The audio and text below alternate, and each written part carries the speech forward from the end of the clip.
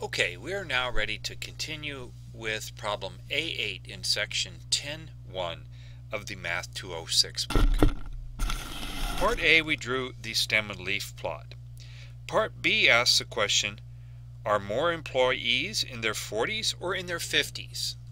So we can look at this row right here and see that there are 1, 2, 3, 4, 5, 6, 7 employees in their 40s. And in this row we see that there are 4 employees in their 50s. Somebody that's 58, 2 people that are 52, and 1 person that's 54. So there are more people in their 40s than in their 50s. Part C asks the question, how many employees are less than 30 years old?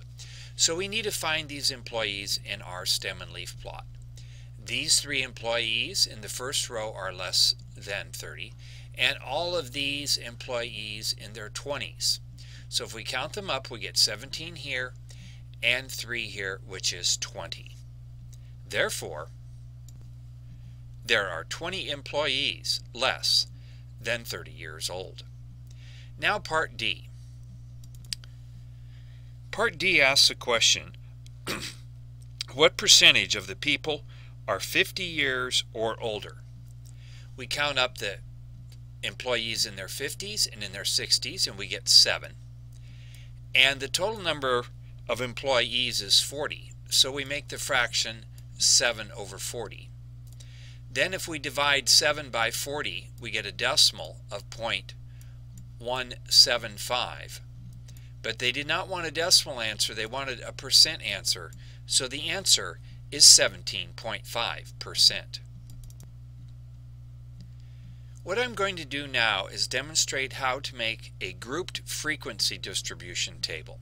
I'm going to use the same data from A8. Grouped frequency distribution tables are shown on page 602 and 603. Let's get the table started. We make a column for the data ranges, which are my ages. We have a column for the tally marks, and we have a column for the frequency, which will be found by counting up the tally marks. So my first age range is 10 to 19.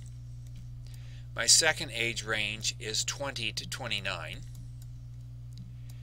30 to 39, and so on up through 50 to 59. Since my top data value is 63, my top age range needs to be 60 to 69. Now comes the busy work. I start making tallies. Making tallies seems like a long way to do it, but it is accurate and actually more efficient than trying to go through and count. So I'm going to take a look at the data here for A8 and work my way across. 34, that's a number in the 30s. 58, that's in the 50s. 21, 63, 48.